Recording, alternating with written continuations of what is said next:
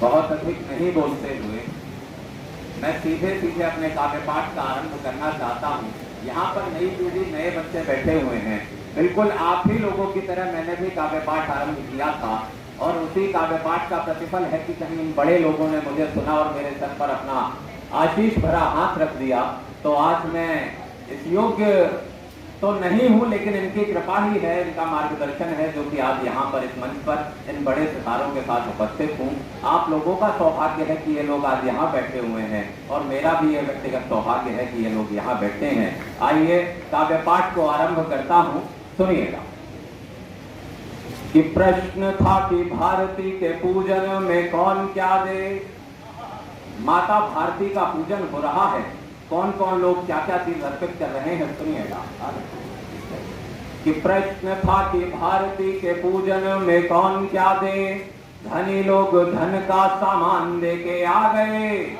ये प्रश्न था कि भारती के पूजन में कौन क्या दे, धनी लोग धन का सामान दे के आ गए।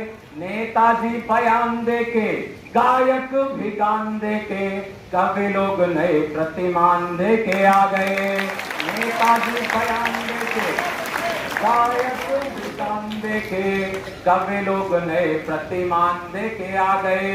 और ज्ञानियों को प्रश्न ये पता चला तो ज्ञानियों को प्रश्न ये पता चला तो ज्ञानी लोग वेदों व पुराणों वाला ज्ञान दे के आ गए। और सीमा पर सैनिकों के पास कुछ भी नहीं था, जान ही बची थी तो वो जान दे के आ गए। जान ही बची थी, जान ही बची थी। इन बड़ों का आशीष मुझे मिल रहा है। मैं अपने भाग्य पर इटलाता हुआ और कुछ एक पंक्तियां निवेदित कर देता हूं आप लोगों के समक्ष। इस समय पर खेलों की बहुत बात हो रही है। अभी बीते दिनों हमारे भाई नीरज चोपड़ा ने इस देश की शान बढ़ाई, एक भाला फेंका और वो भाला ऐसा फेंका कि समूची दुनिया को चीरता हुआ वो भाला सर्वोच्च स्वर्ण पदक जीत करके लौटा। लेकिन भाला केवल नीरज चोपड़ा ही नहीं फेंक रहे। मैं इस देश की बेटियों का गौरव गाना चाहता हूँ। मेरी आदरणीय दीदी इस मंच पर हैं, आदरणीय मातृ स्वरूपा वसुंधरा मैम से मेरी बहुत बात होती रही। मैं इस देश की नारियों के निमित्त एक छंद पढ़ना चाहता हूँ, सुनिएगा। कि शक्ति का स्वरूप है ये, ज्ञान में अनूप है ये। कि शक्ति का स्वरूप है ये, ज्ञान में अनूप है ये, हमको बताते ये पुराण और वेद हैं। भारत जैसी 1.25 अरब से अधिक की आबादी, विश्व में सबसे अधिक आबादी वाला देश, और पदकों की संख्या बहुत कम है। यदि आबादी के अनुपात में देखें तो 1-1 करोड़ की आबादी वाले देश हमसे अधिक मेडल ले आते हैं। इसका कभी कारण आप लोगों ने मन में विचार किया है कि क्या कारण रहा होगा कि पदकों की संख्या कम क्यों है? सुनिएगा। कि शक्ति का स्वरूप है ये, ज्ञान में अनूप है ये, हमको बताते ये पुराण और वेद हैं। फिर भी ना मौके हैं समान मिले बेटियों को, नर और नारी में महान यहाँ भेद है। फिर भी ना मौके हैं समान मिले बेटियों को, नर और नारी में महान यहाँ भेद है। कि पदकों की कमी से क्यों जूझ रहा मेरा देश, मेडलों की कमी से क्यों जूझ रहा मेरा देश, कारण बताते हुए कवियों में खेद है। क्यों कम मेडल हमें हासिल हो रहे हैं? कारण पढ़ता हूं, तर्क पढ़ता हूं, और उस तर्क से यदि आप सहमत हो तो मुझे अपना आशीष दीजिएगा। कि पदकों की कमी से क्यों जूझ रहा मेरा देश, कारण बताते हुए कवियों में खेद है। कि कितने ही मेडलों को गर्भ में ही मार दिया, कितने ही मेडल रसोइयों में कैद हैं। कितने ही मेडल रसोइयों में कैद हैं, कितने ही मेडल। और 4 पंक्तियां निवेदित कर देता हूं। कहा जाता है यत्र नार्यस्तु पूज्यन्ते रमन्ते तत्र देवता। जहां पर नारियों का आदर होता है, जहां पर नारियों का सत्कार होता है, देवतागण भी वहीं निवास करते हैं। किंतु सच्चाई क्या है? वह सच्चाई सुनिए। कि सीता अनुसुईया व यशोदा जैसी भावों वाली, सीता अनुसुईया व यशोदा जैसी भावों वाली पावन चरित्रों की निशानी कौन बनेगा? सीता, अनुसुईया व यशोदा जैसी भावों वाली आप सभी बच्चे इन नामों को जानते हैं। चाहे माता सीता हो, चाहे माँ यशोदा, जानते हैं या नहीं जानते? बिल्कुल, कि सीता, अनुसुईया व यशोदा जैसी भावों वाली पावन चरित्रों की निशानी कौन बनेगा? संकट समय में निज शीश काट देने वाली वीरहड़ा रानी की कहानी कौन बनेगा? संकट समय में शीश काट देने वाली वीरहड़ा रानी की कहानी कौन बनेगा? आज के समय में जहाँ प्रेम प्यार खो चुका है, आज के समय में जहाँ प्रेम प्यार खो चुका है, अब मीराबाई सी दीवानी कौन बनेगा? अरे देश की हर बालिकाएं मिस वर्ल्ड बनेंगी तो बोलिएगा झांसी वाली रानी कौन बनेगा? बोलिएगा झांसी वाली रानी कौन बनेगा? तो बच्चों, बन के दिखाओगे झांसी वाली रानी या नहीं? बनोगे? आवाज में मजा नहीं आया। बनोगे? बनोगे? तो सुनिए, अच्छा बच्चियां तो झांसी वाली रानी बन जाएंगी, लड़कों तुम क्या बनोगे? हाँ, राणा प्रताप। बहुत अच्छा, बहुत अच्छा, बहुत अच्छा।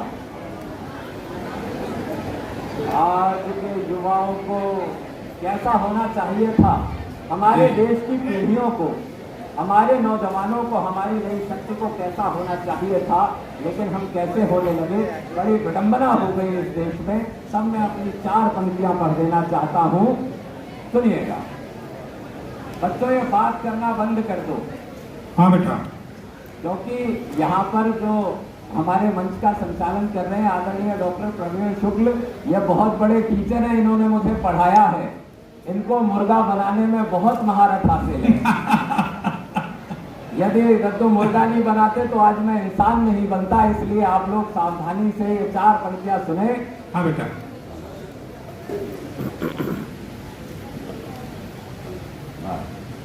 हाँ, बहुत बढ़िया। निवेदित करता हूं कुछ एक पंक्तियां सुन करके बताइएगा। मैं उसके साथ में चाहता हूं कि कुछ एक ताजी लिखी हुई पंक्तियां हैं आप लोगों के लिए ही, मैं वो पंक्तियां भी पढ़ दूं यहाँ पर।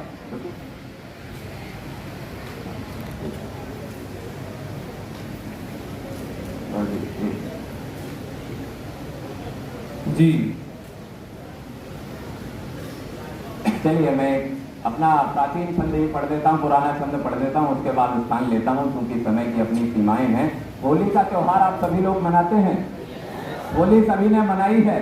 मैं देश के एक जवान की होली पढ़ना चाहता हूँ 4 पंक्तियों में। मंच का आशीष चाहता हूँ और अपना विदा होना चाहता हूँ कि देश के फौजी होली कैसे मनाते हैं। आप सब लोगों को छुट्टी मिलती है होली के दिन, लेकिन बच्चों, जो हमारे देश के फौजी होते हैं, जो हमारे देश के सैनिक होते हैं, वो होली हो, दिवाली हो, कोई भी त्योहार हो, उनको छुट्टी नहीं मिलती। वो वहाँ बॉर्डर पर, सीमाओं पर खड़े रह करके हमारी सुरक्षा करते हैं, हिफाजत करते हैं इस देश की, तब हम लोग होली खेल पाते हैं। पंक्तियां पढ़ता हूँ, सुनिएगा। कि एक बार देश के जवान से ये पूछ लिया, एक बार देश के जवान से ये पूछ लिया, आप लोग होली पर घर नहीं जाते हैं? एक बार देश के जवान से ये पूछ लिया, आप लोग होली पर घर नहीं जाते हैं? घर परिवार प्यारों और रिश्तेदार को भी आप लोग होली पर रंग नहीं पाते हैं? घर परिवार, मैंने उनसे पूछा कि आप तो अपनी फैमिली को, अपने परिवार को भी रंग नहीं लगा पाते, आपको तो बड़ा गुस्सा आता होगा ना कि आप होली नहीं खेल पाते। कि घर परिवार प्यारों और रिश्तेदार को भी आप लोग होली पर रंग नहीं पाते हैं। तब उस जवान ने उत्तर दिया, क्या आंसर किया सुनना, कि आप लोग होली पर रंग नहीं पाते हैं। तो जवान कहता है कि आप लोग साल में तो एक बार खेलते हैं, आप लोग साल में तो एक बार खेलते हैं, किंतु हम लोग रोज होली को मनाते हैं। रोज होली कैसे खेली जा सकती है? सुनिएगा। कि आप लोग साल में तो एक बार खेलते हैं, आप लोग साल में तो एक बार खेलते हैं, किंतु हम लोग रोज होली को मनाते हैं। दुश्मनों से दिन रात गोलीबारी करते हैं, या तो उसे रंगते या खुद रंग जाते हैं, या तो उसे रंगते या खुद रंग जाते हैं। बहुत बहुत धन्यवाद। बहुत बहुत प्रणाम आपको। एक बार जोरदार तालियां बजा दीजिएगा हमारे प्यारे पीयूष के लिए। वो बहुत देर सुना सकते थे, लेकिन पुरस्कार वितरण है और विद्यालय की समय सीमाएं हैं। मैं चाहूँगा कि थोड़ा सा रंग बदला जाए, और इस रंग को बदलने के लिए मैं हरियाणा के कवि को आमंत्रित कर रहा हूँ। हरियाणा तो नाम से ही सुविख्यात है। हरियाणा का नाम लो तो हंसी आने लगती है। वो हरियाणा में एक टीचर ने बच्चे से कहा, टीचर के पिताजी ने, उसके लड़के के पिताजी ने कहा, बेटे इस साल तू पास होगा, मुझे भरोसा नहीं है, और सबके सामने फेल का रिजल्ट बताकर मेरी नाक मत कटवाना, रिजल्ट इशारे में बताना। तो लड़के ने पिताजी से पूछा, डैडी कैसा इशारा? उन्होंने समझाया कि देख, एक विषय में फेल हो जाए तो कहना डैडी जय श्री राम, राम जी एक थे। 2 में फेल हो जाए तो कहना डैडी राधा कृष्णा। 3 में फेल हो जाए तो कहना डैडी ब्रह्मा विष्णु महेश। समझ गया? लड़का बोला समझ गया। अगले दिन रिजल्ट लेकर आया, पिताजी ने पूछा बेटे क्या रहा तेरे रिजल्ट का? बोला डैडी सांचे दरबार। तो जरा तालियां बजा दो। मैं सांचे दरबार की जय करने के लिए भाई ओम प्रकाश कल्याणी जी को आमंत्रित कर रहा हूं, वो आए।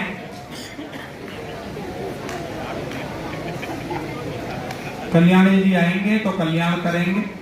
बहुत बहुत धन्यवाद आदरणीय प्रवीण शुक्ल जी। एक बार प्रवीण शुक्ल जी और दीदी वंदना के लिए वसुंधरा जी के लिए जोरदार तालियां हो जाए। इतना शानदार कार्यक्रम ये आयोजित किया है, और हमारे ओज के शिखर पुरुष आज यहाँ विराजमान है, उनको प्रणाम करते हुए मैं अपना कविता पाठ शुरू करता हूँ। 5 मिनट का समय दिया गया है। तो अभी आपने ओज के कवि को सुना, बहुत बढ़िया अभी पीयूष ने सुनाया। मैं हरियाणा से आता हूँ, मेरे से इतनी अच्छी कविता की अपेक्षा मत कीजिएगा। मैं एक बड़े कवि के शेर से शुरुआत करता हूँ। एक बड़े शायर का शेर है कि मैंने उसको उतना देखा जितना देखा जा सकता था। वाह! कि मैंने उसको उतना देखा जितना देखा जा सकता था, लेकिन फिर भी 2 आंखों से कितना देखा जा सकता था, लेकिन फिर भी 2 बहुत अच्छा, कितना देखा जा सकता था। मैं हरियाणा का हूँ, मैंने इसका हरियाणवीकरण किया इस शेर का। एक हरियाणवी होता तो इस शेर को कैसे लिखता, आप सुनिएगा और आनंद लीजिएगा। वो लिखता, मैंने उसको उतना टूटा मैंने उसको उतना टूटा जितना टूटा जा सकता था, लेकिन फिर भी 2 हाथों से लेकिन फिर भी 2 हाथों से कितना टूटा जा सकता था। बहुत अच्छा। तो हमारा प्रदेश मस्ती वाला प्रदेश है। अभी कुछ दिन पहले मेरा बेटा मेरे पास बैठा हुआ था। अब हरियाणा के जो फूल है ना, हाजिर जवाबी के लिए प्रसिद्ध है। मैं उसको संस्कार देने की कोशिश कर रहा था।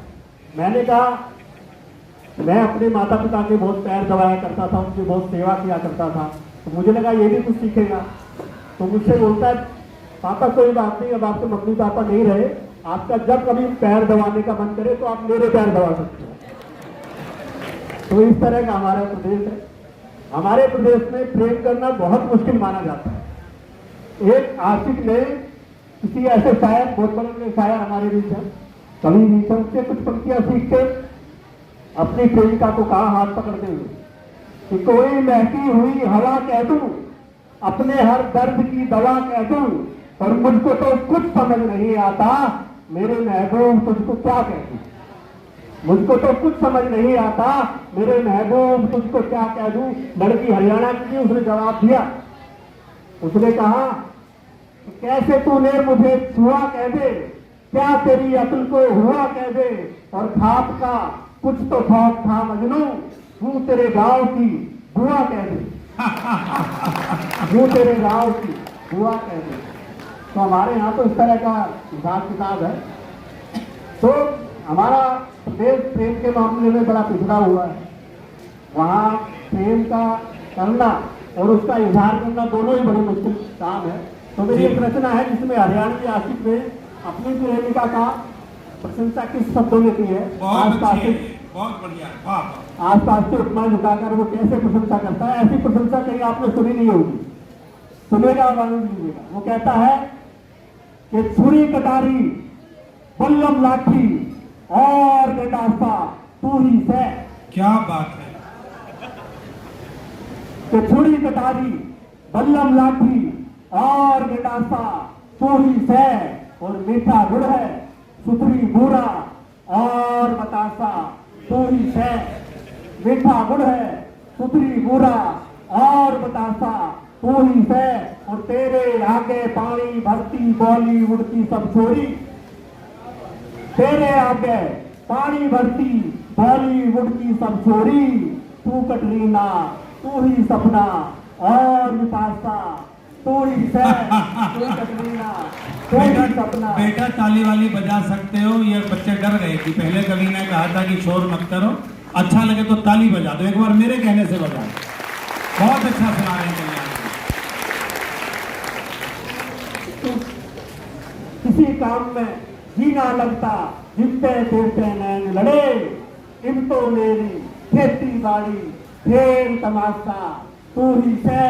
इन तो मेरी खेती बाड़ी खेल तमाशा तू ही से, और बारो मासी आंखा आगे तेरी सूरत रहवे से। वाह वाह वाह। बारो मासी बच्चों को भी सोचते याद आगे लग रहा है किसी किसी की। बारो मासी आंखा आगे तेरी सूरत रहवे से, तू ही मेरी सर्दी गर्मी और चौमासा तू ही से। वाह वाह वाह भाई, क्या चौमासा का प्रयोग किया है। और चौमासा तू ही से। वो जिसने उसको सुना रहा था वो भी कवित्री थी, हरियाणा की थी। उसने जवाब दिया उसका, उसने जवाब दिया कि मैं स्वर्ण खरा तू खोटा से। मैं स्वर्ण खरा तू खोटा से, मैं गुमजिन सी तू मोटा से। मैं स्वर्ण खरा तू खोटा से, मैं कमजिन सी तू मोटा से, और मेरे पाछे दुनिया सारी मने छोरो का ना टोटा से। वाह। मेरे पाछे दुनिया सारी मने छोरो का ना टोटा से, और मैं चांद की जैसी सुथरी सी और तू तो काना छोटा से। मैं चांद की जैसी सुथरी सी और तू तो काला छोटा से, और मैं पीली पीली सरसों तू। मैं पीली पीली सरसों तू, तू सिर पे धरा भरोटा से। मैं पीली पीली सरसों तू, तू सिर पे धरा भरोटा से, और मैं गगरी ठंडे पानी की। मैं गगरी ठंडे पानी की, तू बेपैंदी का लोटा से। मैं गगरी ठंडे पानी, तू बेपैंदी का लोटा से। बहुत बहुत धन्यवाद। मैं बच्चों के लिए जी, स्वागत स्वागत स्वागत।